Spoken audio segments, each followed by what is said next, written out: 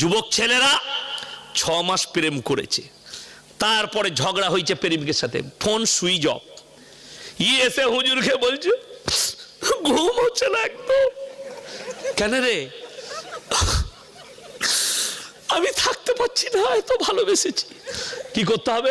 হুজুর আমার প্রেমিকার সুইচ অফ, তাবিজ করে সুইচটা খুলে দেন।